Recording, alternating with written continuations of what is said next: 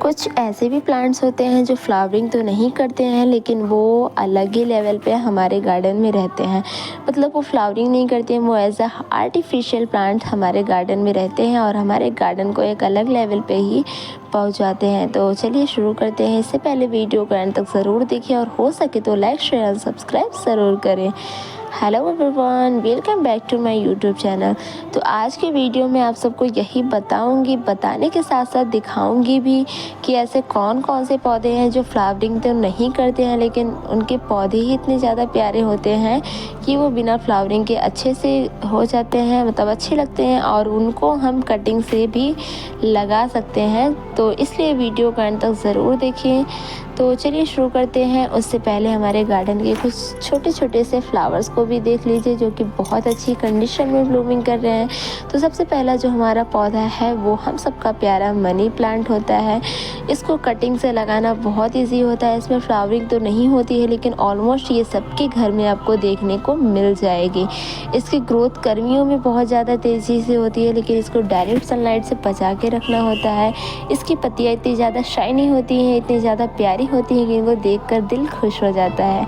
तो ये पहला प्लांट हमारा है जिसको मतलब जो जिसमें फ्लावरिंग नहीं होती है, इसको हम एज ए हैंगिंग प्लांटर भी लगा सकते हैं इस तरीके से, जो कि देखने में बहुत ही ज़्यादा प्यारा लगता है। इसकी बहुत सारी वैरायटी आती है, अलग अलग नाम की वैरायटी, मतलब अलग अलग नाम की आती हैं, अलग अलग इनकी पत्तियों का कलर थोड़ा सा चेंज रहता है अलग अलग वैरायटी के साथ साथ। तो इनको मैंने 3 से 4 गमलों में इस तरीके से लगा रखा है। दो में मैंने इस तरीके से हैंगिंग बना के रखा है जो कि बहुत प्यारा लगता है। तो दूसरे नंबर पे आता है हमारा प्यारा डाइवर्स बैकबोन, जिसको मैंने बाहर निकाल लिया है और ये इतना ज़्यादा प्यारा प्लांट होता है कि इसकी पत्तियाँ इतनी ज़्यादा आकर्षित होती हैं, अट्रैक्टिव होती हैं कि बहुत ही प्यारा लगता है। इसमें फ्लावर्स नहीं आते हैं लेकिन इसकी पत्तियाँ किसी फ्लावर से कम नहीं है। इसको मैंने 1 साल पहले कटिंग से लगाया था और अब ये इतना ज़्यादा बुशी हो गया कि इसके लिए ये कंटेनर भी छोटा पड़ रहा है। ये इतना ज़्यादा हैवी हो गया है। तो इसको कटिंग से लगाना बहुत ईजी होता है। इसको कटिंग से लगाने के लिए हमें ज़्यादा कुछ नहीं, बस थोड़ी सी छोटी सी कटिंग लेना है। अभी मैं आप सबको लगा कर दिखाती हूँ। तो इस तरीके से हमें कटिंग्स लेना है और इसकी अराउंड की और नीचे की पत्तियों को इस तरीके से हटा देना है। इसमें हमें कोई भी रूटिंग हार्मोन या फिर एलोवेरा जेल वगैरह नहीं लगाना है क्योंकि इसमें रूट्स बहुत आसानी से आ जाते हैं। इसमें फंगस वगैरह लगने का डर भी नहीं रहता है। तो इस तरीके से हम इसकी कटिंग को लगा सकते हैं और कुछ ही दिनों में इसका रिजल्ट आप सबको देखने को मिल जाएगा। तो इसको तो आपने देख ही लिया तो कि कितना प्यारा प्लांट है और बहुत ही अट्रैक्टिव है, बहुत प्यारा सा लगता है। जैसे कि मैंने बताया कि ये गमला इसके लिए छोटा पड़ रहा है, तो जब मैं इसको घुमा रही थी तो ये गिर गया क्योंकि इसके जो पत्तियों का वेट है वो ओवर वेटेड हो गया। मतलब गमले के हिसाब से इसकी पत्तियों का वज़न काफ़ी ज़्यादा हो गई है।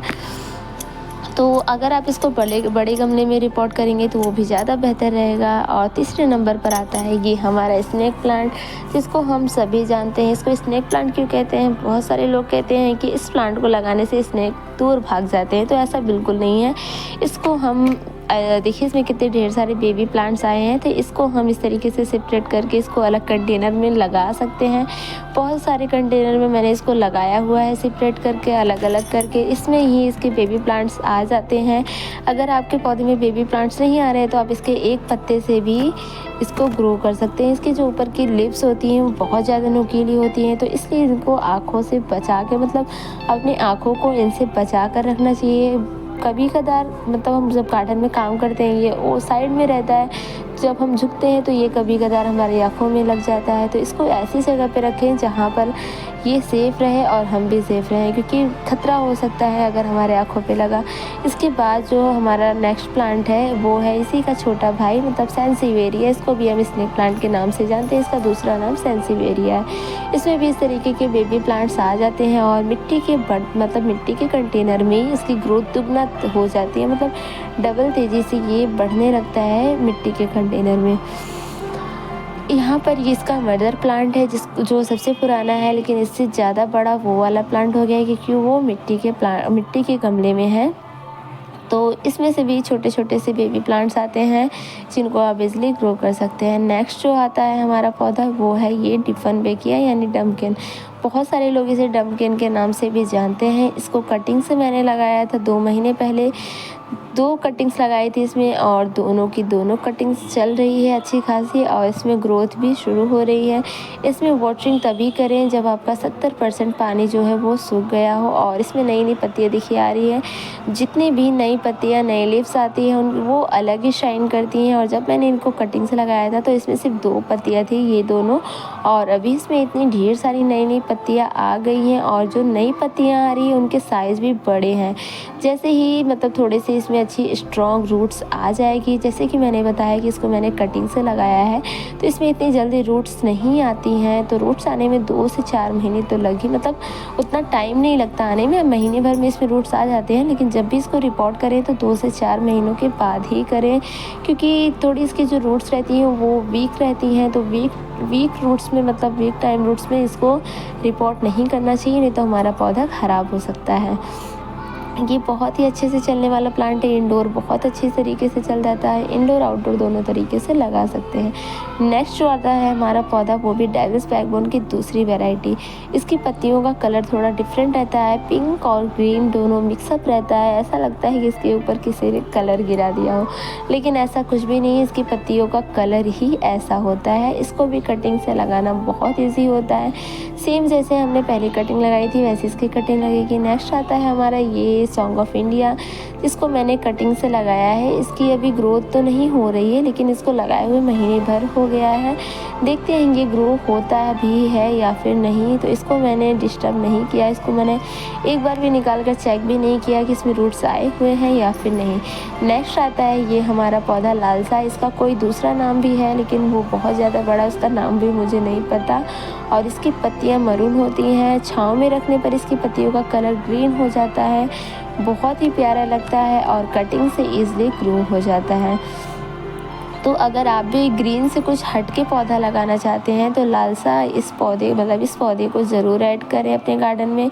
इसकी स्टेम्स इतनी लंबी लंबी हो गई हैं बहुत ज़्यादा। आप इसको एज अ हैंगिंग प्लांटर में भी लगा सकते हैं या फिर ग्राउंड फ्लोर में लगा सकते हैं। इसमें दो देखिए मैंने हैंगिंग पॉट में भी लगा रखा है जो कि बहुत अच्छी तरीके से चल रहा है और ये भी मेरा बहुत अच्छी तरीके से ग्रो हो रहा है। इसको भी मैंने कटिंग से ही लगाया था। इसको मैं नर्सरी से लेके नहीं आई थी, बल्कि मैं कहीं घूमने गई थी वहाँ से लेके आई थी। इसको देखिए मैंने यहाँ पर कटिंग से भी लगा रखा है, जिसका रिज़ल्ट आपके सामने है। इसमें भी अच्छे खासे रूट्स आ गए हैं और इनको कुछ दिन बाद मैं करूँगी रिपोर्ट किसी नए कंटेनर में। फ़िलहाल ये ग्रो बैग में है और ग्रो बैग में ही रखें। याद रखें कि जब भी इसकी कटिंग लगाएं तो इसको शेड एरिया में रखें। इसकी कटिंग लगाने के लिए हमें कुछ इस तरीके की कटिंग चाहिए होगी और बस इसकी कटिंग्स को निकाल लेना है। नीचे अगर पत्तियां हैं तो उनको हटा लेना है और पत्तियों को हटाने के बाद इसको इसी तरीके से मिट्टी में दबा देना है और ये बहुत ही आसानी तरीके से ग्रो हो जाएगा।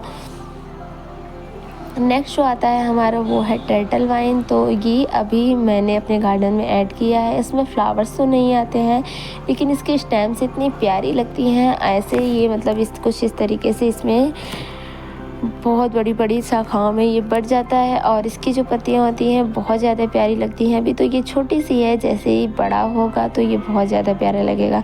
नेक्स्ट आता है हमारा एरिका पाम, जो कि इंडोर प्लांट है, मतलब इनडायरेक्ट सनलाइट में ग्रो होने वाला प्लांट है। तो इस तरीके से आप इसको इंडोर रख सकते हैं। मैं अभी आपको दिखाती हूँ कि मैंने मतलब हमारे यहाँ पर 2 और एरिका पाम है जो कि सनलाइट में रखे हैं। तो इसमें और उसमें फ़र्क क्या है, पहले आप इसकी पत्तियों का कलर देख लीजिए कि कितना ग्रीनिश टाइप का ग्रीनिश टाइप की इसकी पत्तियाँ हैं।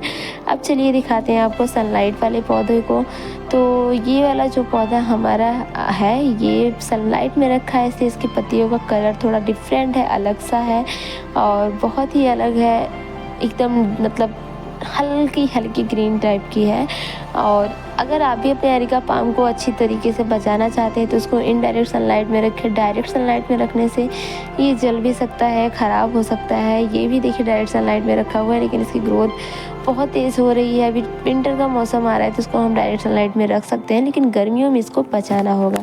नेक्स्ट आता है हमारा ये रियो प्लांट, जिसकी ऊपर की पत्तियाँ ग्रीन और नीचे की पर्पल होती हैं। कटिंग से इसको लगाना बहुत ईजी होता है, बहुत आसानी से ग्रो हो जाता है। इसमें इस तरीके की बहुत सारे मतलब एक प्लांट लगाएंगे आप तो इसमें ढेर सारे प्लांट मल्टीप्लाई हो जाते हैं, इनको मल्टीप्लाई करके आप लगा सकते हैं। बहुत ही प्यारा होता है, इसमें भी फ्लावर्स नहीं आते, आर्टिफिशियल प्लांट है, बहुत अच्छा लगता है। अगर आप सबको वीडियो पसंद आया हो तो लाइक शेयर सब्सक्राइब करना ना भूलें और चैनल को सब्सक्राइब ज़रूर करें। Thank you so much for watching. तो इतने ढेर सारे प्लांट्स हैं जिसमें फ्लावर्स नहीं आते लेकिन वो हमारे गार्डन की जान है। Bye bye, take care.